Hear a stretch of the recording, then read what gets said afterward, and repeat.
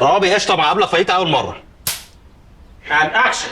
مش معقول، احلى فته في مصر من احلى ست في مصر. لا واضح، ما انت لهفت يا اخويا السيرفيس كله، لا حد عرف ياكل ولا حتى ينتف له نسيره. بس الصراحه تسلم ايدك. يا حياتي، ما دي وصفة المرحوم، أول من ذبح الأرنب ودفنه في الفتة.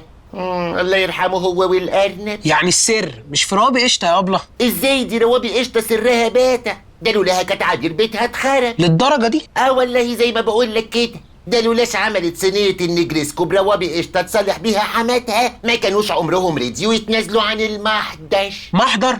لا طب حصل خير، نرجع بقى للسمنه يا ابله. اكيد انت عارفه ان روابي قشطه مش مهدرجه. انت بتهدرج معايا ولا ايه؟ لا بهدرج.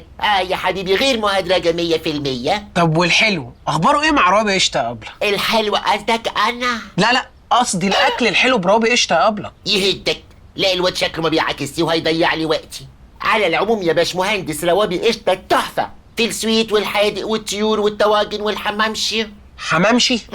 لما تتفس الحمام في الحواوشي، وعلى رأي المثل الدقدوق وحلاوة أكلتها أتاري تاري روابي قشطه في كبشتها. كبشتها؟ طب وكبشتها عامله حلو النهارده؟ يا سوسو، عامله مسخسخه بالحرنكش. اجيب لك قتمه؟ انا احب اسخسخ. يلا نسخسخ. انكت. ده ما صدق. طبعا انت بتسخسخ من الصبح انا عارفك. لازم تقول لي هو فين